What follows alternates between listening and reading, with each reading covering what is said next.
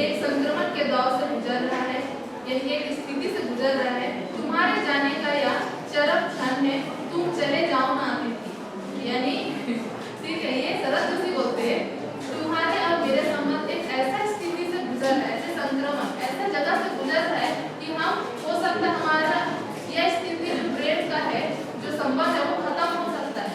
अगर तुम इस समय नहीं चले गए तो हमारा जो प्यार है, हमारे बीच जो आपसी संबंध है वो बिल्कुल कड़वाहट में बदल सकती है। उससे पहले ही तुम क्या चले जाओ, ताकि हमारा जो आपसी संबंध है, जो प्यार है वो वैसे ही बना रहे। ठीक है, वो ऐसा बोल रहे चले जाओ ना अतिथि। हम चाहते हैं कि हमारा जो संबंध है वो वैसा का वैसा ही बना रहे, उसमें कोई कड़वाहट कोई दूरियां ना हो।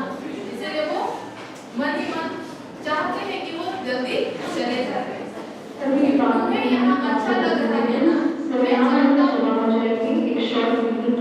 ठीक है, सभी डिपार्टमेंट की क्लास रिप्रेजेंटेटिव्स जमा हो जाएंगे तो नाम डालेंगे ताकि तुम्हें यहाँ अच्छा लग रहा है ना, मैं जानता हूँ। दूसरे के यहाँ अच्छा लग रहा है, तो शरद जोशी क्या बोलते हैं कि तुम्हें यहाँ अच्छा लग रहा है। यानी शरद जोशी के घर पर जो क्या है मेहमान आए हैं, अतिथि आए हैं, उसको बहुत अच्छा लग रहा है। ये मैं जानता हूँ, ये लेखक बोल रहे हैं। मुझे पता है कि तुमको मेरे घर में अच्छा लग रहा है।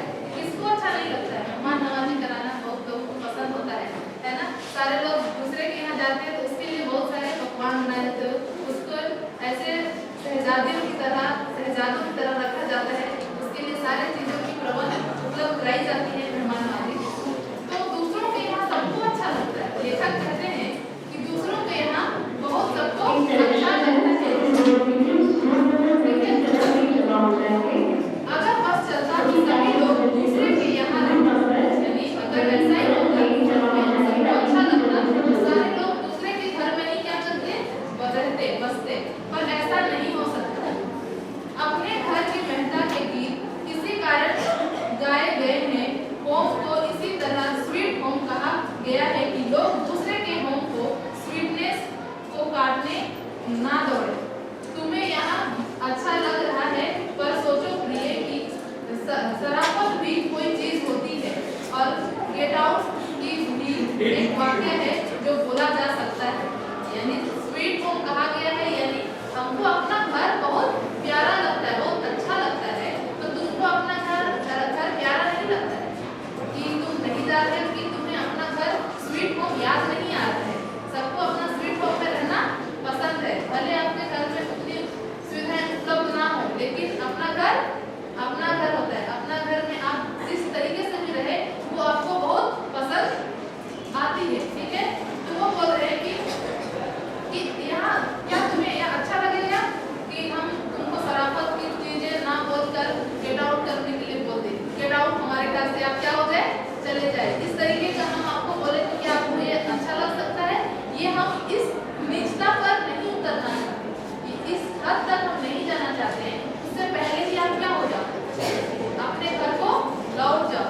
ठीक है, अपने खराटों से एक और रात गुंजायमान करने के बाद कल जो किरण तुम्हारे बिस्तर पर आएगी वह तुम्हारे यहाँ आगमन के बाद 5वें सूर्य की परिचित किरण होगी। यानी अपने खराट, यानी वो रात में सोते हैं तो खराटों, कोई खराटे भी लेते हैं, तो खराटों के साथ एक रात तुम और क्या करोगे, उस कमरों को क्या करोगे, गूंजता हुआ अपने खराटों से जो कल का दिन क्या करोगे, 5वां दिन गुजारोगे। लेकिन जब सुबह होगा तो जो दोबारा जो किरण तुम्हारे बिस्तर पर आएगी, सूर्य की किरण, उससे तुम्हारा 5वां दिन परिचित होगा। यानी अब तुम क्या रहोगे, 5वां दिन तक हमारे घर में रह जाओगे, अगर आज भी रह गए। आशा है कि वह तुम्हें चुनेगी और तुम घर लौटने का सम्मानपूर्वक निर्णय ले लो। लेकिन जब वो सूर्य की किरण तुम्हें चुनेगी और तुम घर लौटने का सम्मानपूर्वक निर्णय लोगे, यानी तुम्हें पता होगा कि आज क्या होगा, 5वां दिन हो जाएगा, तो तुम्हें ये पता होना चाहिए कि आज तुम्हें कहाँ अपने घर को लौट जाना चाहिए। ठीक है, आगे बोलते हैं मेरी सहनशीलता की वह अंतिम सुबह हो। यानी शरद जोशी बोल रहे हैं वो 5वां दिन तुम्हारे लिए, वो 5वां दिन आखिरी दिन है मेहमान नवाजी कराने के लिए।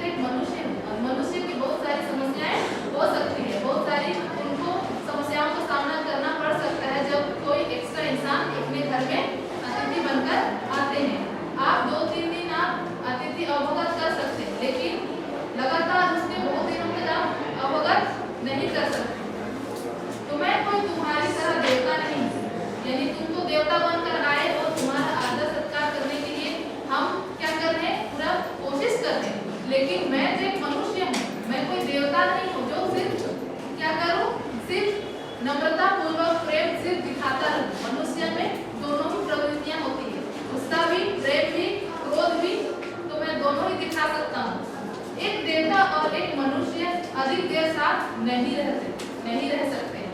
यानी लेखक बोल रहे हैं तुम तो देवता हो, अतिथि तुम तो देवता बनकर मेरे घर में आए, लेकिन मैं तो मनुष्य हूँ और मनुष्य देवता को पूजा जाता है हमारे भारतीय संस्कृति में। तो तुम तो देवता हो, लेकिन मैं तो तुम्हारा जो आदर सत्कार कर रहा हूँ, मैं तो मनुष्य हूँ और मनुष्य हूँ तो मैं एक कोई देवता नहीं। तो मेरा व्यवहार है वो बदल भी सकता है।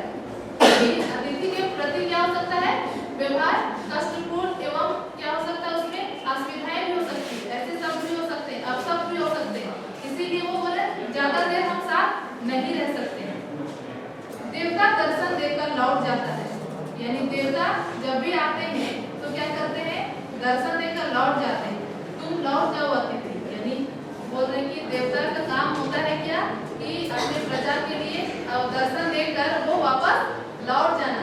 इसीलिए तुम भी दर्शन दे चुके हो, हमारे घर में इतने दिन प्रस्थान कर चुके हो, अब इस घर से तुम क्या हो विदा ले लो, यानी चले जाओ, तुम लौट जाओ अतिथि।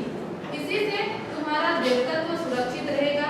या मनुष्य अपनी ग्वाली पर उतरे उसके पूर्व तुम लौट जाओ।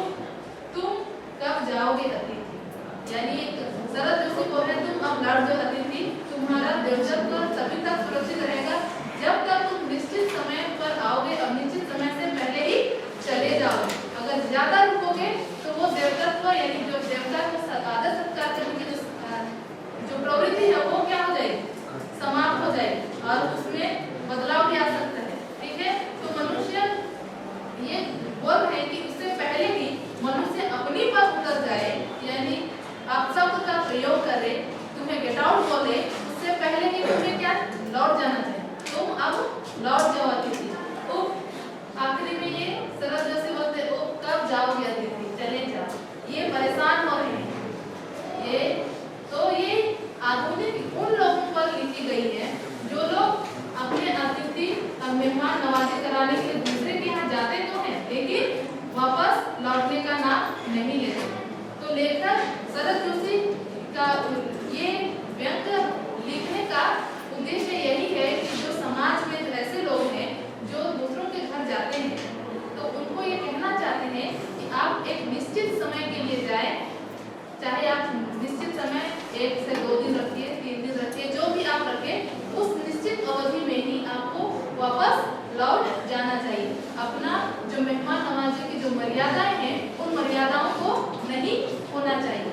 अगर उनको आप पार करेंगे तो मनुष्य का जो व्यवहार है आपके प्रति उसमें क्या हो जाएगा, वो सहजता, वो प्रेम, वो कड़वाहट आ जाएगी।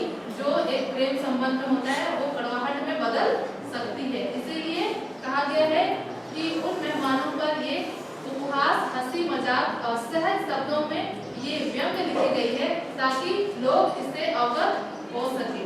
मेहमान नवाजी ज्यादा कराने में खुशी दिन को होती है। ठीक है।